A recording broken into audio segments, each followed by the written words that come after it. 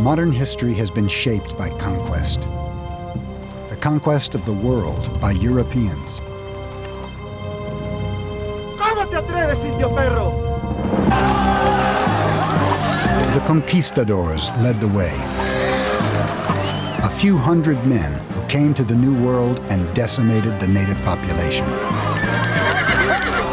The secret of their success? Guns, germs, and steel. Ever since, people of European origin have dominated the globe with the same combination of military power, lethal microbes, and advanced technology. But how did they develop these advantages in the first place?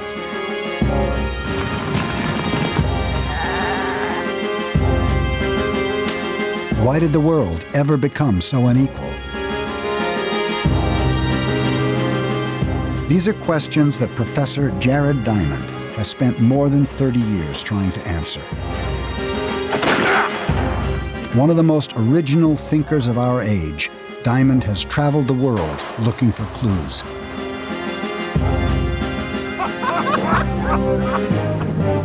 He set himself a daunting task: to peel back the layers of the past and explore the very roots of power in the modern world.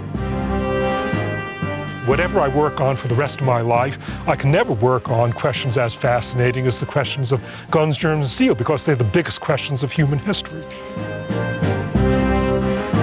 What separates the haves from the have-nots? How have guns, germs, and steel shaped the history of the world?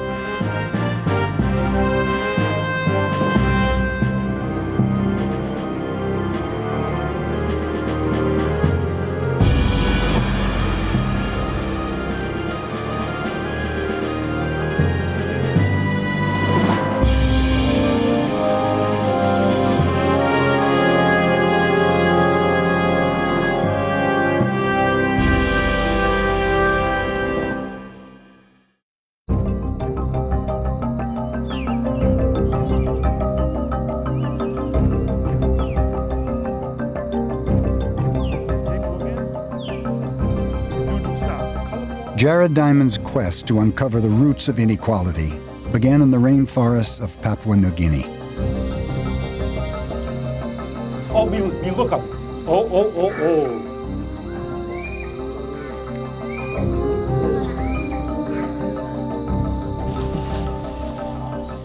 Diamond is a professor at UCLA in Los Angeles. He's a biologist by training, a specialist in human physiology. But his real passion has always been the study of birds. I love watching birds in this place. I began watching birds when I was 7 years old in the United States. Then it was just a matter of identifying them. I came here when I was 26 years old to New Guinea, and it was love at first sight. Look. Diamond has been making regular trips to New Guinea ever since. Why squirty? And is now a leading expert on the bird life of the island. Morning, One Talk. But in the course of his field work, he's become just as curious about the people of New Guinea. You go find a fish. 20 fish you got? That's old number 2 bush pal cry going.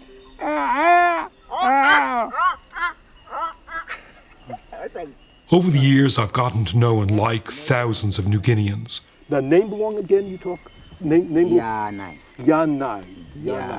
I've learned several of their languages, and much of what I know about birds I picked up from them. Because of hard work.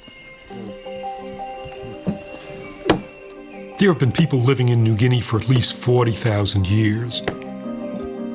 Much longer than on the continents of North and South America. Look 'em. Look 'em, 1, 2, 3, 4, 5, 6, Pella. They're among the most culturally diverse and adaptable people in the world. So why are they so much poorer than modern Americans?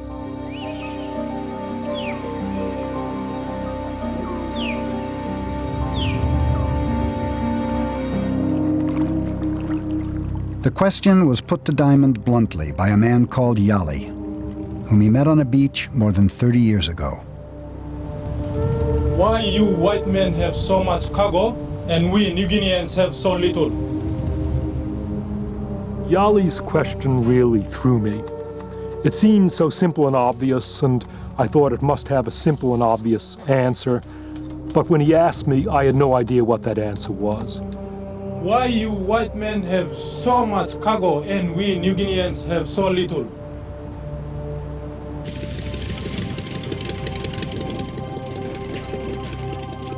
New Guineans use the word cargo to describe the material goods first brought to their country by Westerners.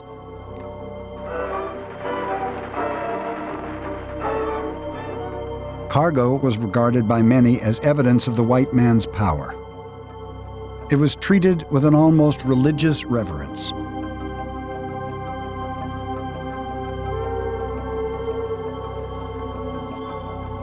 For their part, Western colonials typically believed that power was determined by race.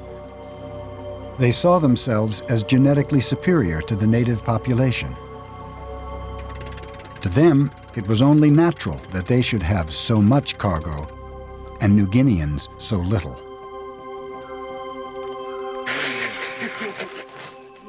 To me, any explanation based on race is absurd. I know too many really smart New Guineans to believe there's anything genetically inferior about them. It's their ingenuity and their quickness to learn that have always impressed me. Now, rope, you pass them. They can go empty-handed into some of the most difficult environments on Earth, knock up a shelter in a few hours and survive. Me try and dispel a step. Dispel a rope be strong and up and up and up and up. I wouldn't know where to start. In this environment, I'd be helpless without them.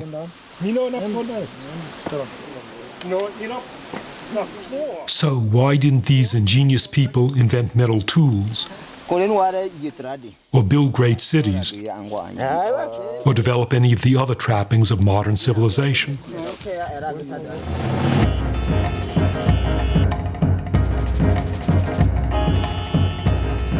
The world that I'm from is so different. The modern U.S. is the richest, most powerful state on Earth. It's crammed with more cargo than most New Guineans could ever imagine. But why? That's what Yali wanted to know. How did our worlds ever become so different?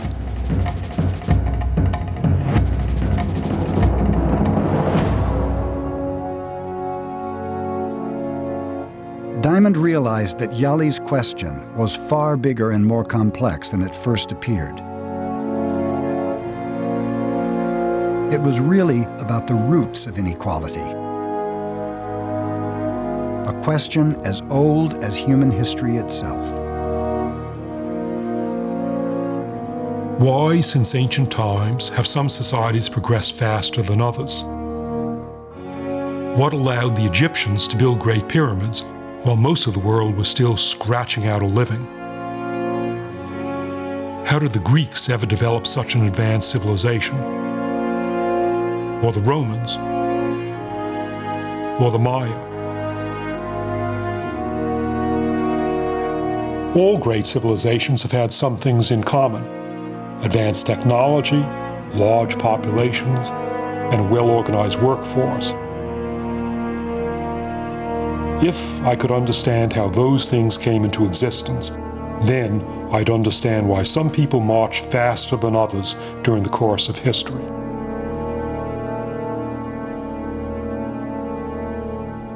Diamond set out to explore the division of the world into haves and have-nots. It was a massive challenge that few scholars would have dared take on. He was a scientist, not a historian. How could he possibly solve the great puzzles of human history?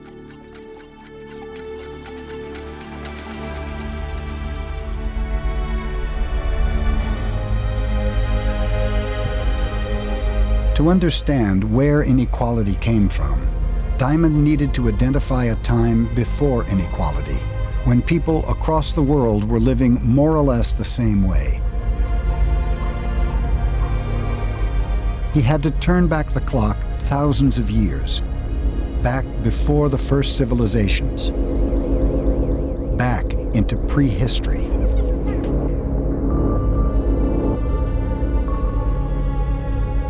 "13,000 years ago, the ravages of the last ice age were over.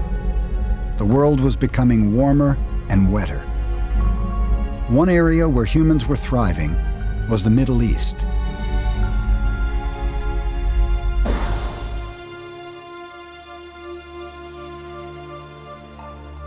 "13,000 years ago, the Middle East was far less arid than today, with more forests, trees, and plants. People here lived like people everywhere at this time, as hunter-gatherers in small, mobile groups.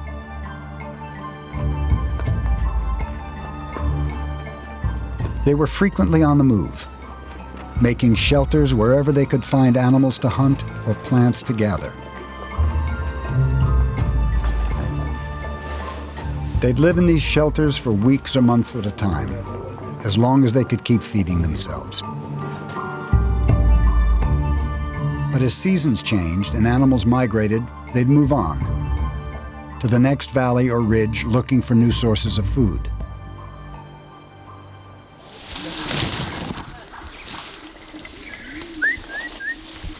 One of the few places on Earth where it's still possible to find people hunting and gathering is the rainforest of Papua New Guinea.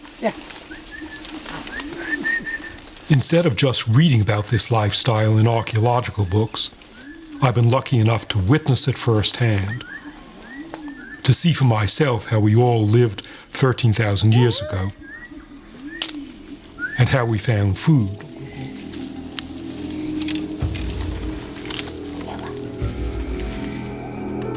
To catch an animal requires skill, stealth, and encyclopedic knowledge about hundreds of animal species. You have to be pretty smart to be a hunter.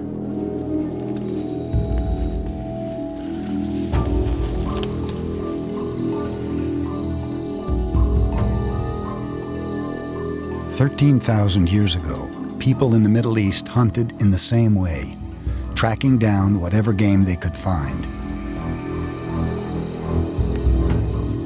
But the fundamental problem with hunting is that it's never been a productive way to find enough food.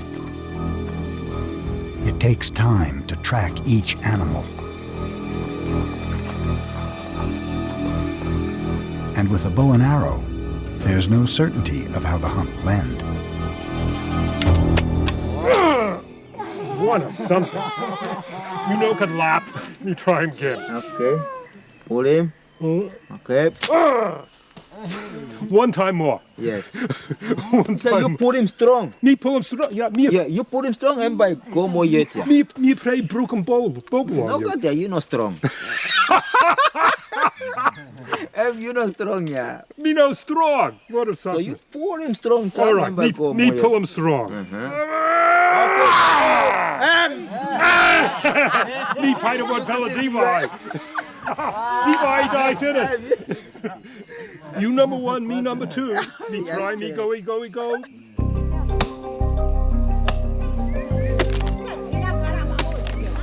Because hunting is so unpredictable, traditional societies have usually relied more on gathering.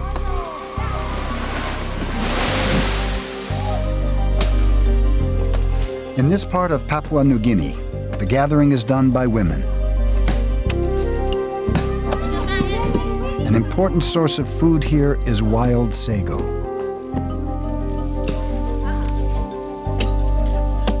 By stripping a sago tree, they can get to the pulp at the center, which can be turned into a dough and then cooked.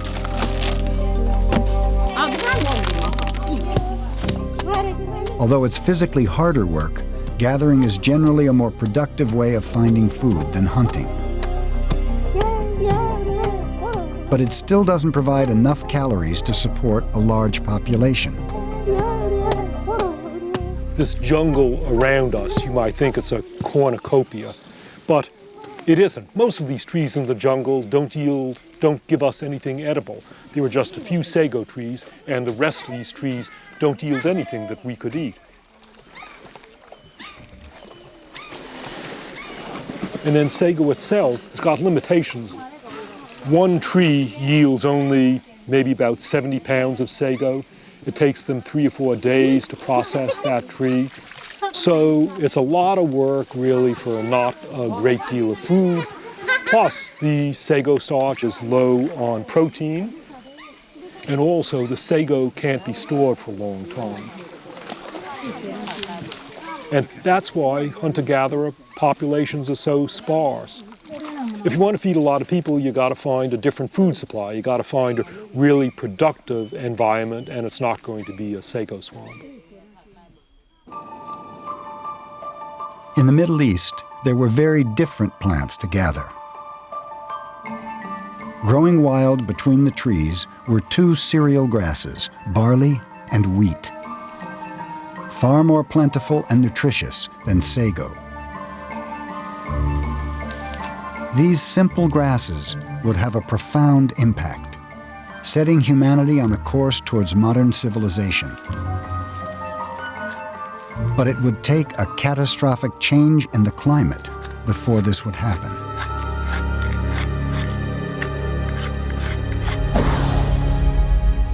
12,500 years ago, the world's climate became highly volatile. The long-term thaw that had brought about the end of the last ice age suddenly went into reverse. Global temperatures dropped and ice age conditions returned. The world became colder and drier. The Middle East suffered an environmental collapse. Animal herds died off. So did many trees and plants. The drought lasted for more than 1,000 years.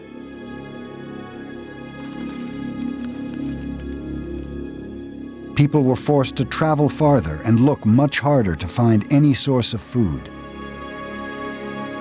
But despite the conditions, they would somehow survive and even prosper. Here in the Middle East, a new way of life would come into being, one that would change the face of the earth.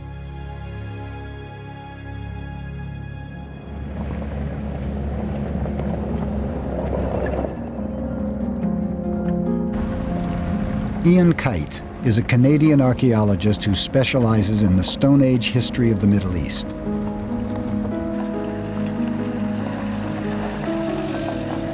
His work is focused on a site in the Jordan Valley near the Dead Sea, a place known as Dra.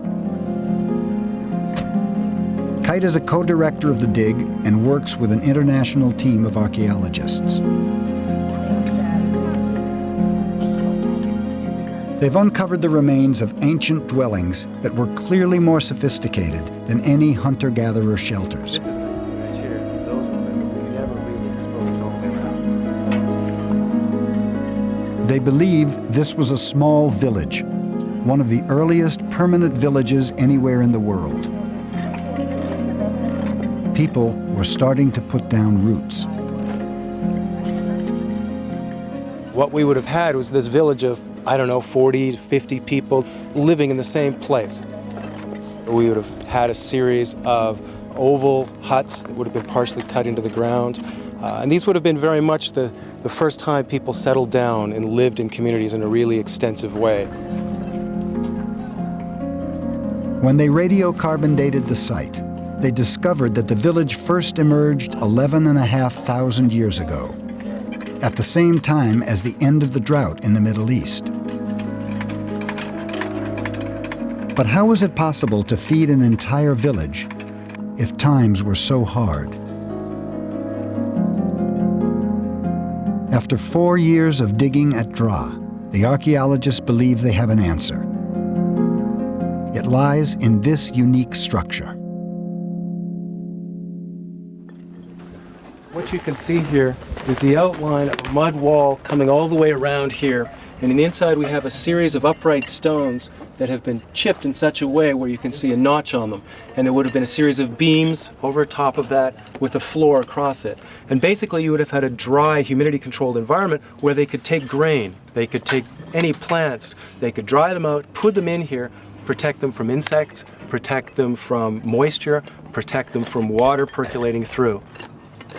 What that ends up being, from our perspective, is probably the world's first granary in some form, a place where they're able to store food in a particular location on a year-round basis.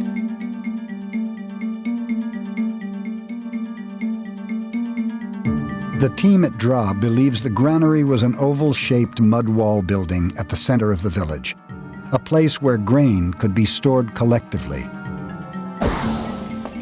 And the grains that were being stored were primarily wheat and barley.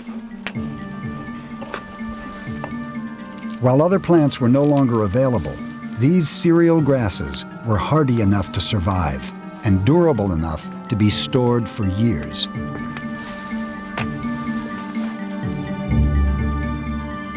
But if this was a time of scarcity, how was there enough grain to fill a granary? The answer suggests a radical shift in human behavior. At some point during the drought in the Middle East, people started growing their own food.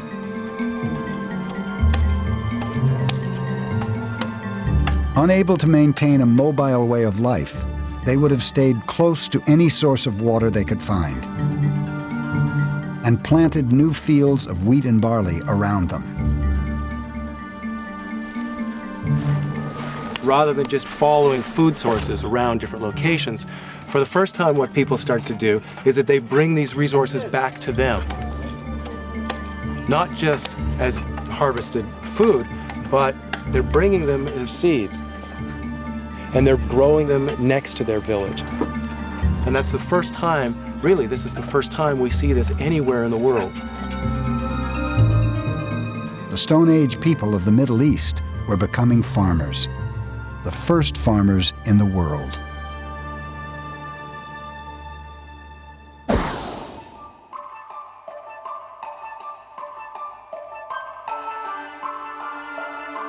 Without realizing it, these new farmers were changing the very nature of the crops around them.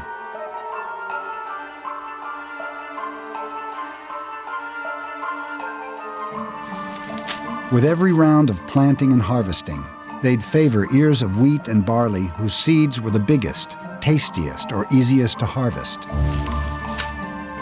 Traits that were useless to the plant in the wild thrived under human cultivation. They interrupted the cycle. They interrupted the normal environmental cycle and started to select these individual plants and basically rewarding those that were going to be most profitable to them. And so even though it was accidental, once that whole process started, people are starting to control nature.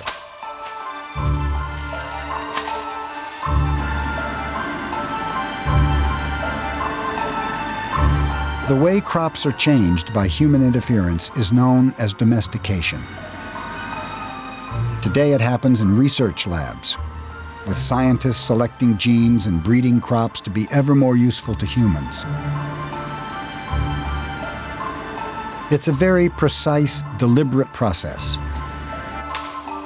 but not so different from what the first farmers were doing unconsciously thousands of years ago in the Middle East.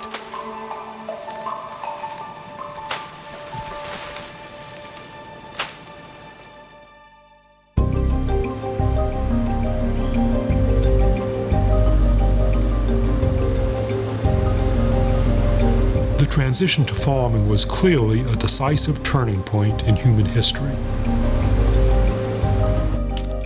People who remained hunter-gatherers couldn't produce anywhere near as much food as farmers, and also couldn't produce much food that could be stored. They were always going to be at a chronic disadvantage.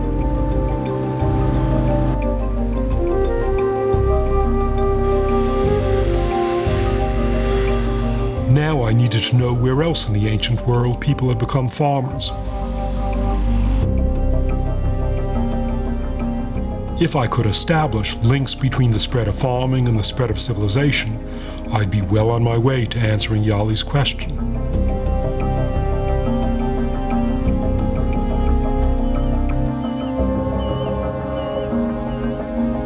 There are only a few parts of the ancient world that developed farming independently.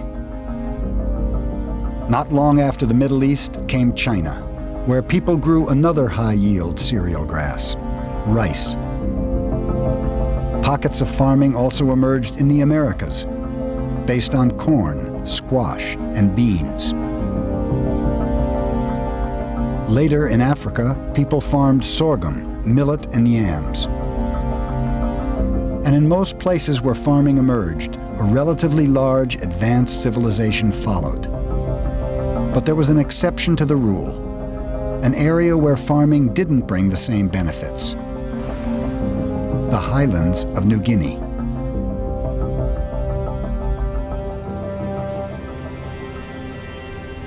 For 50 years after Westerners colonized New Guinea, they thought the highland valleys in the interior were uninhabited.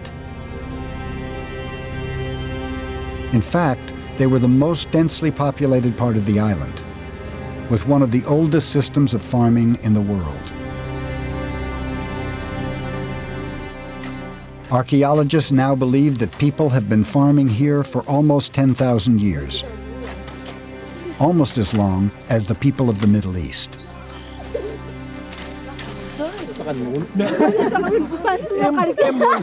It's amazing to think that these people, Yali's people, were some of the earliest farmers in the world. But if they were farmers, why weren't they propelled down the same path towards civilization as the people of the Middle East or China or Central America? Why didn't they end up producing their own cargo?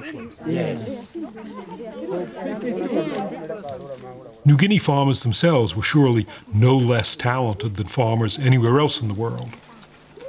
So, what was the difference?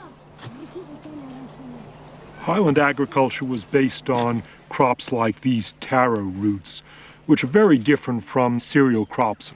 Taro is much more work. You got to plant it one by one, unlike wheat where you throw your hand and spread the seed. And these New Guinea crops can't be stored for years the way wheat can. They rot quickly. They have to be eaten in a short time. They're also low in protein compared to wheat, so these farmers of the New Guinea highlands suffered from protein deficiency.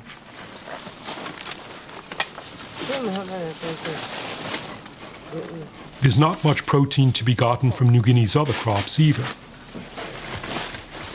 People here farm local varieties of bananas. But although bananas are rich in sugar and starch, like taro, they're low in protein. In fact, people in the highlands have so little protein that sometimes they eat giant spiders to supplement their diet.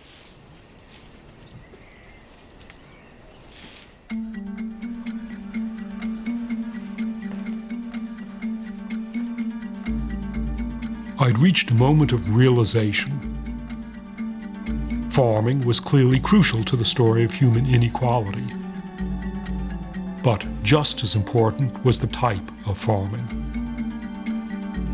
People around the world who had access to the most productive crops became the most productive farmers. Ultimately, it came down to geographic luck.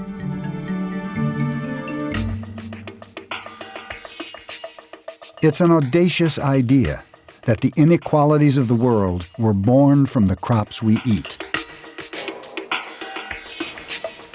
According to Jared Diamond, Americans have had an advantage over New Guineans because for centuries they've grown crops that are more nutritious and productive. Crops like wheat, which provides about a fifth of all the calories they eat. The wealth of modern America could never have been sustained by taro and bananas.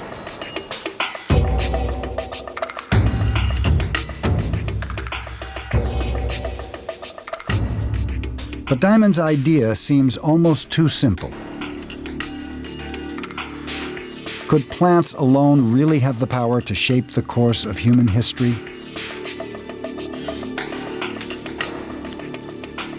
Or was there something else at play? Another reason for the division of the world into haves and have-nots.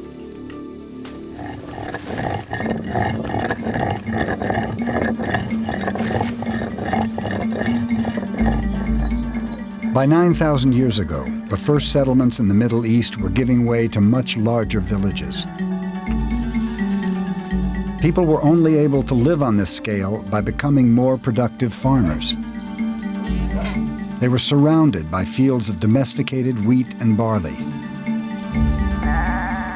But by now, they also had another steady source of food.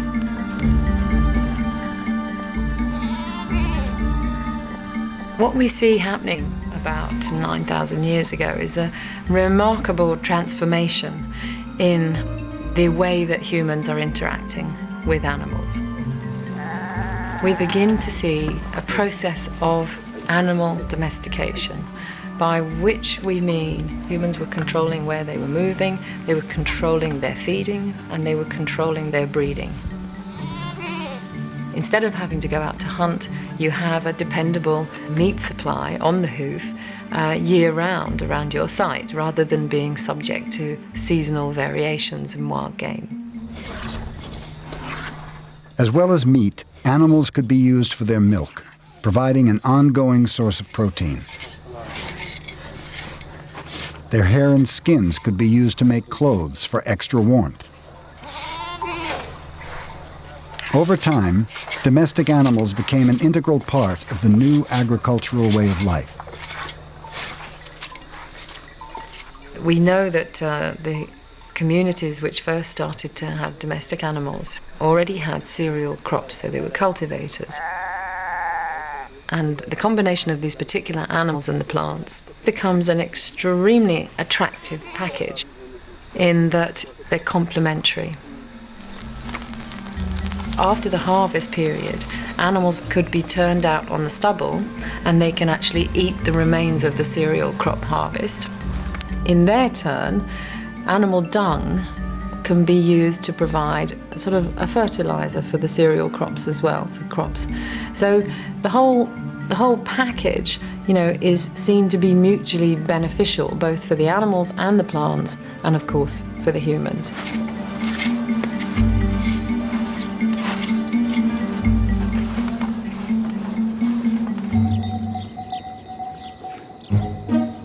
Goats and sheep were the first animals to be domesticated in the ancient world, and were eventually followed by the other big farm animals of today.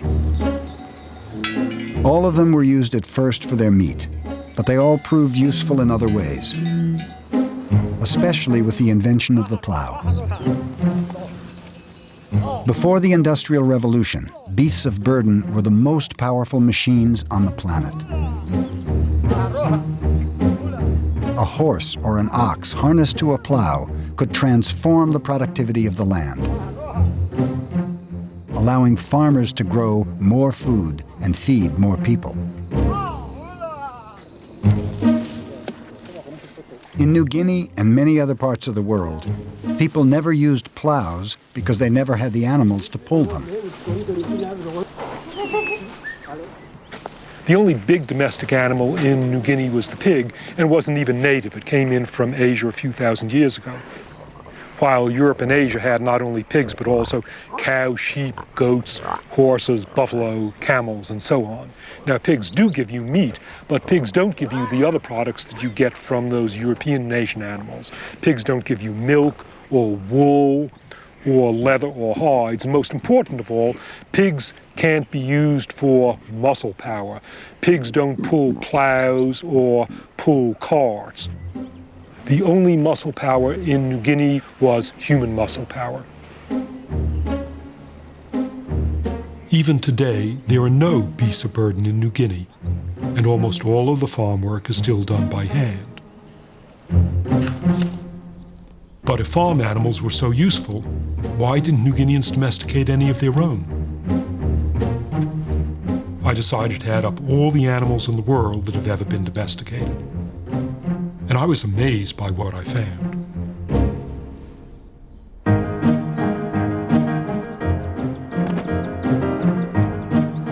There are nearly 2 million known species of wild animals, but the vast majority have never been farmed. Most insects and rodents are of no practical use to humans and not worth the effort of farming. Some birds, fish, and reptiles have been domesticated, but most are simply impractical to farm. So are most carnivores, not because they're dangerous, but because you'd have to grow other animals just to feed them. The best animals to farm are large, plant-eating mammals. And over the years, humans have probably tried to domesticate all of them, usually without success. Despite repeated efforts, Africans have never domesticated the elephant.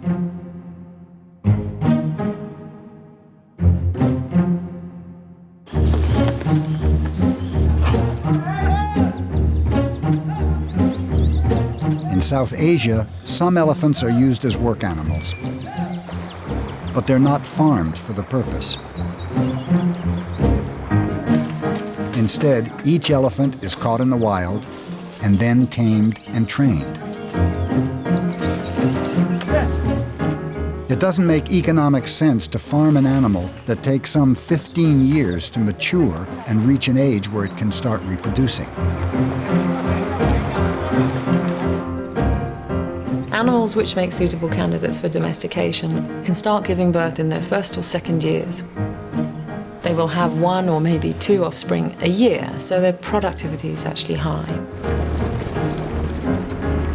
Behaviorally, they need to be social animals, meaning that the males and the females and the young all live together as a group, and they also have an internal social hierarchy, which means that if humans can control the leader, then they will also gain control over a whole herd or a whole flock. There's another crucial requirement for a domestic animal. It needs to get along with humans. Some animals don't have the temperament to live on a farm.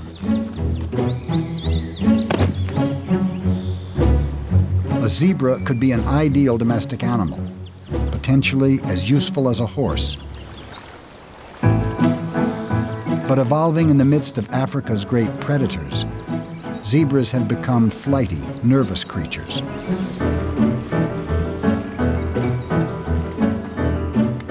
They have a vicious streak that humans have been unable to tame. That may be why zebras have never been harnessed to a plow or ridden into battle. I counted up 148 different species of wild, plant-eating, terrestrial mammals that weigh over 100 pounds. But of those 148, the number that have ever been successfully farmed for any length of time is just 14. Goats, sheep, pigs, cows, horses, donkeys, Bactrian camels, Arabian camels, water buffalo, llamas, reindeer, yaks, mithans, and bally cattle. Just 14 large domestic animals in 10,000 years of domestication. And where did the ancestors of these animals come from? None was from New Guinea, or Australia, or sub-Saharan Africa, or the whole continent of North America. South America had the ancestor of just one large domestic animal, the llama. The other 13 were all from Asia, North Africa, and Europe. And of these, the big 4 livestock animals, cows, pigs, sheep, and goats, were native to the Middle East. The very same area that was home to some of the best crops in the world was also home to some of the best animals. Little wonder that this area became known as the Fertile Crescent.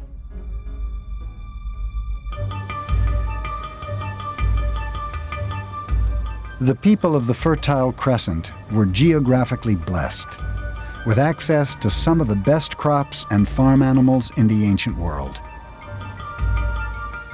It gave them a huge head start.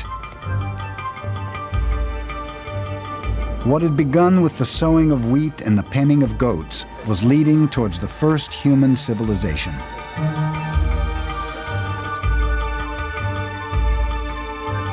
The archaeological site of Guerre in southern Jordan is 9,000 years old. But it has all the hallmarks of a town. A few hundred people lived here in rows of houses that were a wonder of technology. Every time I come here, I'm amazed by what those people were doing.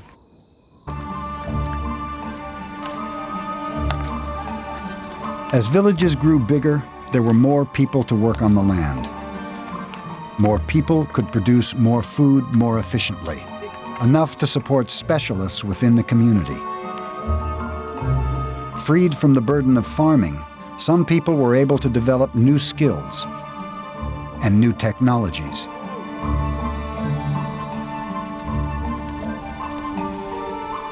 Making plaster from limestone was a major technological breakthrough. The stones had to be heated for days at a time, at a temperature of 1,000 degrees. It may seem insignificant today, but understanding how to work with fire was the first step towards forging steel, a technology that would transform the world.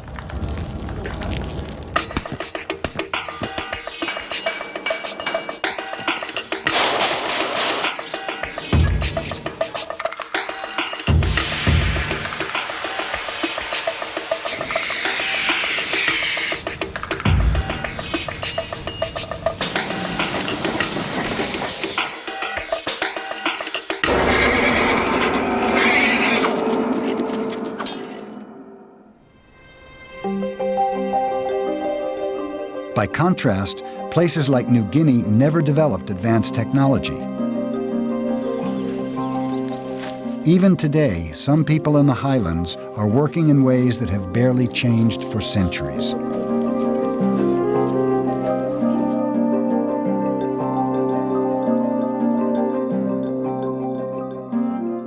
When I first came to New Guinea in the 1960s, people were still using stone tools like this axe in parts of the island. And before European arrival, people were using stone tools everywhere in New Guinea. So why didn't New Guinea develop metal tools by itself? And eventually I realized that to have metalworking specialists who can figure out how to smelt copper and iron requires that the rest of the people in the society who are farmers be able to generate enough food surpluses to feed them. But New Guinea agriculture was not productive enough to generate those food surpluses. And the result was no specialists, no metal workers, no metal tools. The way of life in New Guinea was perfectly viable. It had survived intact for thousands of years. But according to Diamond, people didn't advance technologically because they spent too much time and energy feeding themselves. And then Westerners arrived and used their technology to colonize the country.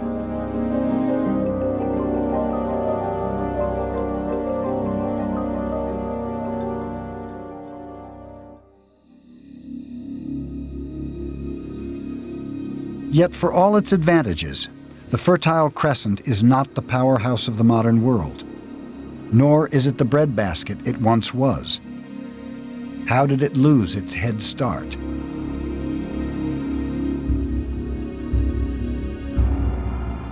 Within 1,000 years of their emergence, most of the new villages of the Fertile Crescent were abandoned.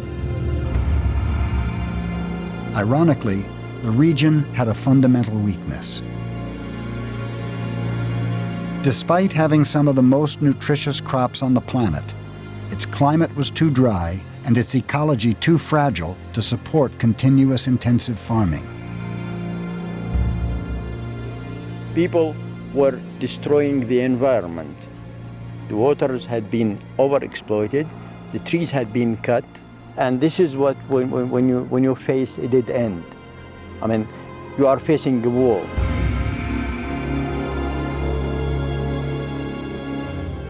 you will end with landscape like that. I mean, with few trees, with no grass, and with less water.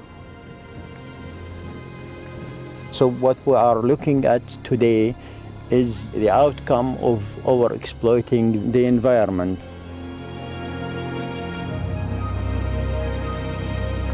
Unable to farm their land, entire communities were forced to move on. The advantages they'd accrued from centuries of domestication might have been lost. But again, geography was on their side. The Fertile Crescent is in the middle of a huge landmass, Eurasia. There were plenty of places for farming to spread. And crucially, many of those places were to the east and west of the Fertile Crescent at roughly the same line of latitude. Why is that so important? Because any 2 points of the globe that share the same latitude automatically share the same length of day, and they often share a similar climate and vegetation. Crops or animals domesticated in the Fertile Crescent were able to prosper at other places along the east-west axis of Eurasia. Wheat and barley, sheep and goats, cows and pigs all spread from the Fertile Crescent, east towards India and west towards North Africa and Europe. Wherever they went, they transformed human societies. Once the crops and animals of the Fertile Crescent reached Egypt, they caused an explosion of civilization.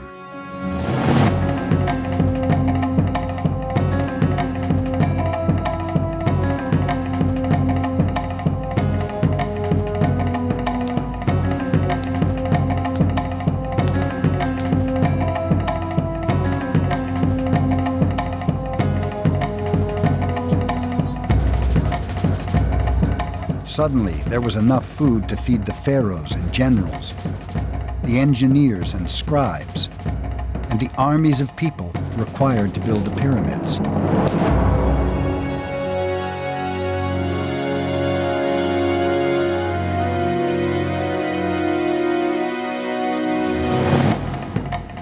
The same is true of European civilization. From ancient times until the Renaissance, crops and animals of the Fertile Crescent fed the artists, inventors, and soldiers of Europe.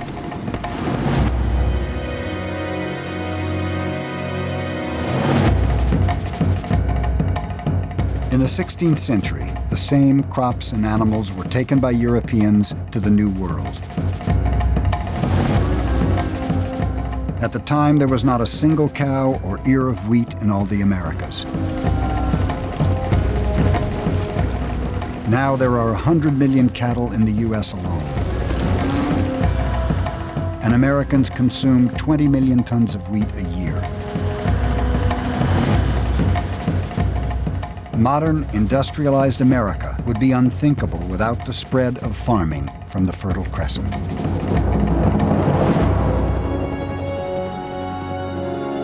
There are some who think Jared Diamond's argument is too neat and easy. Can the distribution of wealth and power really be reduced to cattle and wheat? What about culture, politics, and religion? Surely they've been just as important. Diamond's been criticized for being too deterministic, for ignoring the part people have played in shaping their own destiny.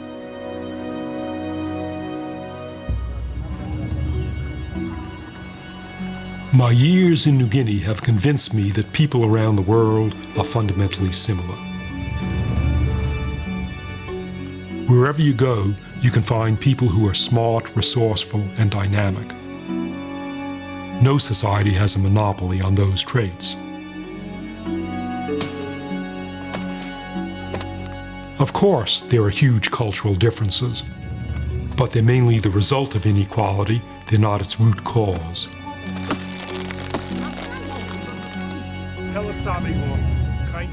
Ultimately, what's far more important is the hand that people have been dealt, the raw materials they've had at their disposal. New Guineans acquired pigs from Eurasia, but not cows or sheep or goats or horses or wheat or barley. They didn't develop in the same way as Europeans and Americans because they didn't have the same raw materials.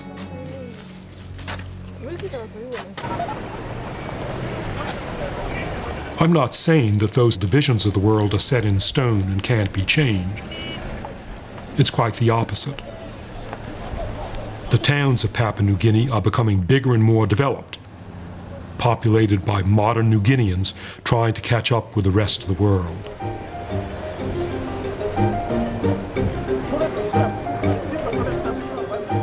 Unfortunately for them, there's still a big gap to overcome.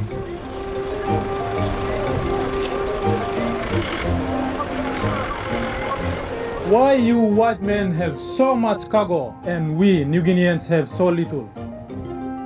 Yali caught me by surprise 30 years ago. I had no idea what to say to him then, but now I think I know the answer.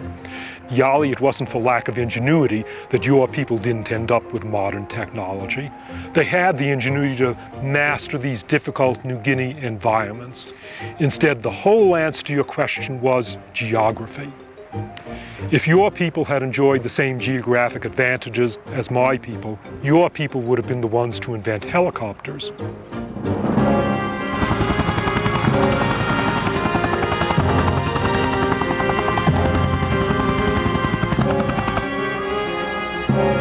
Jared Diamond set out to explore the division of the world into haves and have-nots. He's convinced the blueprint for that division lies within the land itself.